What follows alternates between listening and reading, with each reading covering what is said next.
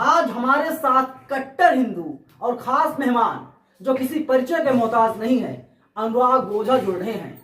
अनुराग ओझा भाई, सवाल यही है, मायावती किस तरफ जाएंगे इस बार, आपको क्या लग रहा है? देखिए, मायावती जी को तथाकथित रूप पे आना चाहिए इंडिया अलायंस के साथ, क्योंकि मायावती जी जब तक इंडिया अलायंस के साथ नहीं आएंगी तब तक मुझे लगता है देखो सरकार बनना साहब मुश्किल है। आपको एक लाइन में मैं समझाने की कोशिश ये कर रहा हूं कि भारतीय जनता पार्टी जिस रूप से काम कर रही है संविधान को बदलने की, और मायावती जी अकेले संविधान को तो बचा नहीं सकती हैं। संविधान को बचाने के लिए उनको एकजुट होना चाहिए, क्योंकि अगर सब एकजुट हो जाएंगे तो संविधान हमारा बच पाएगा। और संविधान बचाने के लिए मायावती को सबसे आगे आना चाहिए, अगर वो वाकई में बाबा साहब के रास्तों पर चल रही हैं। तो लाएगा कौन, सवाल यही है। सोनिया जी उनसे बार बार मिलने की कोशिश कर रही हैं, राहुल जी भी उनसे, और अखिलेश यादव जी भी कह रहे हैं कि आइए हमारी पार्टी में स्वागत। देखिए, जब तक जुड़ेगा नहीं तब तक भाई साहब इस संविधान को बदलने के लिए हर क्षण हर पल प्रयास, इनका अथक प्रयास होता रहेगा। बयान तो सामने आ गया हेगड़े साहब का, अनंत हेगड़े का।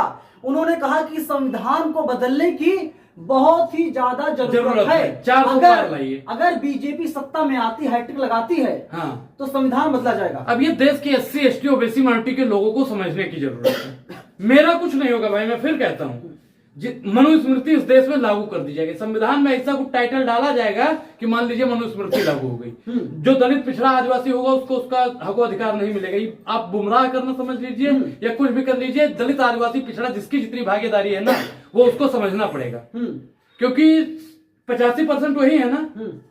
और एक नारा भी किसी ने दिया था ना कि 100 में 90 सोचे से सोचतों ने ललकारा, धन धरती और राजपाट पर 90 भाग हमारा। तो ये जब तक वो समझेंगे नहीं तब तक अनुराग ओझा उनको नहीं समझा सकता है।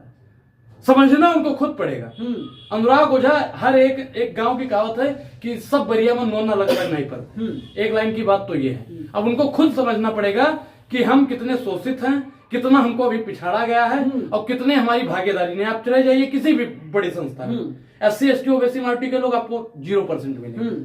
क्या ये तय हो चुका है कि 24 में बहुत बड़ा बदलाव हो सकता है? बिल्कुल, बहुत बड़ा बदलाव होने को ही आप देख लीजिए कि जो बहुत बड़ा बदलाव इस प्रकार से होगा कि जनता जानती है कि 400 पार अगर आया, हेगड़े ने जैसे कहा है ना कि हेगड़े निकाल देंगे संविधान, तो तय करना है कि ये 400 पार उनका लाएंगे या अपना संविधान चेंज करवाएंगे। 400 पार संविधान बदल दिया जाएगा, और 400 अगर पार नहीं हुआ तो देश की जनता, देश की आवाज। लेकिन मोदी जी तो बाबा साहब को मानते हैं, संविधान को मानते हैं। और देखिए, कहानी और कथनी में बहुत फर्क होता है। कहानी और कथनी में बहुत फर्क होता है। मुंह पे बोल दो, फोटो में दिखा दो, टीवी पे दिखा दो, संविधान को मानते हैं, बाबा साहब को मानते हैं। और उनका भी अगर देखेंगे ना सीना फाड़ के, तो उनके अंदर भी मनुवाद भरा हुआ है। किनके अंदर? भारतीय जनता पार्टी। अरे मनुवादी तो आप हैं, ब्राह्मण हैं आप। देखिए, मैं ब्राह्मण हूं लेकिन मैं संविधान वाला हूँ। संविधान हमको कहता है कि आप ब्राह्मण कहो, टीका लगाओ, चोटी रखो, कुछ भी करो, लेकिन मैं संविधान वाला हूँ। मैं मनुस्मृति को नहीं मानता हूँ। मैं बाबा साहब भीमराव अम्बेडकर जी के संविधान को मानता हूँ, लेकिन जो संविधान को नहीं मानता है वो भारतीय जनता पार्टी का लोग होता है। आपके ऊपर टैग है, आप कांग्रेसी हैं। नहीं, देखिए, अगर जनता की आवाज उठाना कांग्रेसी है तो मैं एक्सेप्ट करता हूँ। मैं एक्सेप्ट करता हूँ उसको, बिल्कुल। हाँ, मैं कांग्रेसी हूँ। हाँ, मैं संविधान सेनानी हूँ। ये नहीं कहेंगे मैं बसपाई हूँ। नहीं, देखिए, बसपाई होना, मैं सपाई हूँ, मैं आरजेडी का, मैं संविधान सेनानी हूँ। संविधान को जो पार्टी मानती है, अनुराग ओझा उस पार्टी को मानता है। क्या आप एक चीज बताइए, सुनिए भाई, आप भी सुनिए, मायावती जी संविधान को मानते हैं कि नहीं मानती हैं? सबसे मानती है संविधान दलित मानते हैं देश में। अब भागीदारी सबसे ज्यादा किसकी है? दलितों की ही है ना। बिल्कुल। बोलने दीजिए साहब। हाँ, बोलिए।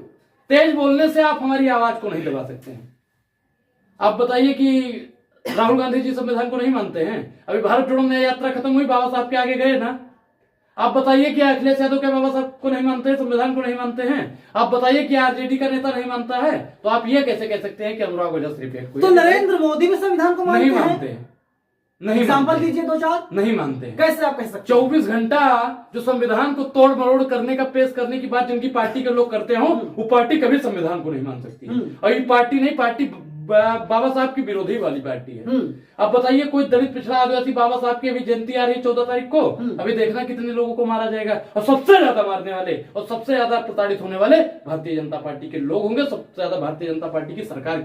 एक गंभीर आरोप है, मुझे पता है प्रधानमंत्री कार्यालय में बैठे हुए लोग इस वीडियो को देख रहे हैं, लेकिन आप आरोप लगा रहे हैं बीजेपी के ऊपर। देखिए, मैं अरे जो दलितों के लिए काम करती है, अरे क्या जो दलितों पिछड़ों के लिए काम करती है, दलित पिछड़ा के लिए कौन सा काम मोदी जी ने किया है बताइए? कौन सा काम नहीं किया? कौन सा काम किया है? कौन सा काम गिनवाइए, मुझको काम गिनवाइए। नौकरी दे दी लोगों कितना को, राम रोजगार? मंदिर बनवा 2 दिया। करोड़। अच्छा, दलित पिछड़ा आदिवासी का इससे फायदा गिनो।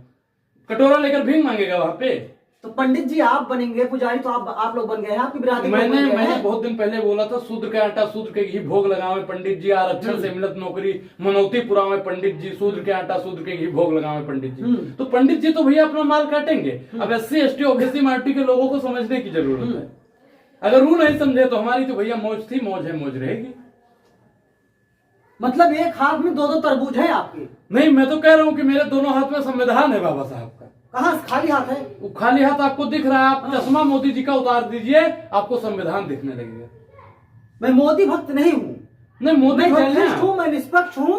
देखिए, मैं पूरी निष्पक्ष तो अपने आप को सुधीर चौधरी भी कहता है, निष्पक्ष अमित देवगन भी कहता है, निष्पक्ष गुल्लू भी कहता है, अरुण गोस्वामी भी कहता है और रजत शर्मा भी कहता है। कहने से निष्पक्ष नहीं हो जाओगे आप। जनता जानती है आप तो किसके हैं। कैसे हो? टीवी वाले कैसे, पत्रकार देखिए, टीवी निष्पक्ष वालों की कैसे भाई हो? बात मत कीजिए। टीवी वालों का आप नाम ले लेते हैं तो मेरे दिमाग पूरा घूम जाता है। मेरे मुंह से इजुल फिजुल की बातें कुछ निकल जाएंगी तो उनकी भावना आहत हो जाएगी। उनकी भावना, क्योंकि वो पतंजलि का आटा खाते हैं और पतंजलि के आटा खाने वाले लोगों की भावना बहुत जल्दी आहत होती है। तो उन पर मैं कोई विशेष टिप्पणी नहीं करना चाहता हूँ। मैं इतना ही कहना चाहता हूँ कि टीवी देखना आप लोग बंद करिए। तमाम कंपनियों ने नरेंद्र मोदी को यानी बीजेपी को चंदा दिया है। चंदा दिया है देश को आगे बढ़ाने के लिए। अब बताइए, चंदा और धंधा, तुम मुझे चंदा दो, मैं तुम्हें धंधा दूंगा। अब बताइए, चंदे और धंधे की राजनीति इस देश में कब तक चलती रहेगी? भारतीय जनता पार्टी को सबसे ज्यादा चंदा नंबर 1 पे है चंदे के मामले में। दूसरे नंबर पे ममता बनर्जी आती है, तीसरे पे कांग्रेस। अरे भैया, बहुजन समाजवादी पार्टी का तो आता पता ही नहीं है। मायावती ने नहीं लिया, उनका बड़प्पन है। लिया नहीं कि किसी ने दिया नहीं? लिया नहीं। देखिए, मैं तो लोगों से अपील करूंगा मायावती जी को चंदा दें। क्यों? अब एक चीज बताइए, बिना चंदे की पार्टी नहीं चल पाती है, चाहे कांग्रेस पार्टी हो या चलिए, अनुराग ओझा बात कबूल कर रहे हैं कि चंदे की जरूरत है तमाम राजनीतिक पार्टियों को, लेकिन और हंगामा क्यों कर रहा भाई साहब? मैं बता रहा हूं, मैं पूरी बात करने दीजिए। हंगामा मत काटिए। 2 प्रकार का चंदा होता है। हाँ। चंदा हुआ लेकिन काम होना चाहिए। चंदा लिया है अगर आपने तो सिर्फ अडानी जी के कर्जा माफ करने के लिए नहीं, अगर उस चंदे के पैसे से अडानी का कर्जा माफ हो सकता है तो उस चंदे के पैसे से गरीब किसान पिछड़ा का भी कर्जा माफ होना चाहिए। अच्छा, चंदे के पैसे से माफ हुआ है? बिल्कुल। और कहां की थ्योरी लाए आप? अरे भाई, कहां से मोदी जी पैसा माफ कर रहे हैं? गुजरात से खीरा बेच के लाए थे वो पैसा। मोदी जी कर्जा अडानी जी का करोड़ों रुपया लाखों रुपया कर रहे हैं, पैसा कहां से आ रहा है? कहां से? 18 घंटे काम करते हैं। 18 घंटा कौन सा काम? खेत में काम करते हैं। गरीब किसान जो 17-18 घंटा काम खेत में करता है, रात में भाई सोता भी नहीं, टार्च लेकर खेत में चला जाता है खेत रखाने के लिए, क्योंकि बाबा की जो सरकार है वहां पे सबसे ज्यादा साड़ो बहल्ला घूम रहे हैं। आप बताइए कि वो किसान 24 घंटा वहां पे अपने खेत में घुस रहा है, लेकिन उसकी आय को दुगना नहीं किया जा रहा है। और मोदी जी 18 घंटा काम कर रहे हैं अडानी का कर्जा माफ करने के लिए। मतलब आप झूठ बोलोगे जनता के सामने। झूठ परोसना पत्रकार महोदय कम कर दीजिए। लगातार जनता के लिए नरेंद्र मोदी कहते हैं, मैं देश के लिए सो रहा हूं, जग रहा हूं, उठ रहा हूं, बैठ रहा हूं, खा रहा हूं, पी रहा हूं देश के लिए। देखिए, जनता जानती है, पी रहे हैं मोदी जी देश के लिए। पानी पीते हैं, मतलब जो भी कुछ करते हैं। चलिए, अच्छा हुआ कि देश की जनता ने मोदी जी को पानी तो पिला दिया। अब वो 18 घंटा काम करते हैं, शेर है। झूठा आदमी कभी शेर हो सकता है? झूठा आदमी की छाती कभी 56 इंच की हो सकती है? झूठा आदमी कभी किसान का भला कर सकता है? झूठा आदमी कभी महिलाओं को सुरक्षित कर सकता है? झूठा आदमी कभी किसानों की आय दुगनी कर सकता है? झूठा आदमी कभी युवाओं को रोजगार दे सकता है? झूठा आदमी कभी 15-15 लाख दे सकता है? जो झूठा आदमी होगा वो गंगा को साफ कर सकता है। जो झूठा आदमी होगा उसको स्मार्ट सिटी बना सकता है। और पत्रकार महोदय, आप आखिरी बात बता दीजिए, जो झूठा आदमी होगा नमामि गंगा की शुरुआत कर पाएगा? कर तो दिया मोदी ने। 100 से ज्यादा स्मार्ट सिटी बन गया। बनारस क्योटो बन चुका है।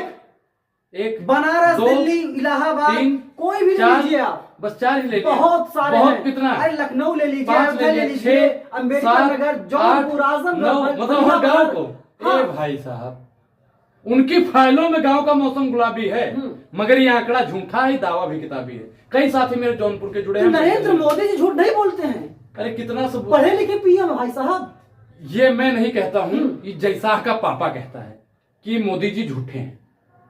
15 लाख खाते में आएंगे, उन्होंने कहा जुमला है। अब बताइए कि जयशाह का पापा अगर कहता है जुमला है तो जयशाह का पापा ज्यादा मोदी जी को जानता है या अनुराग ओझा मोदी जी को ज्यादा जानता है? तय आप कीजिए, आप बहुत काबिल पत्रकार है।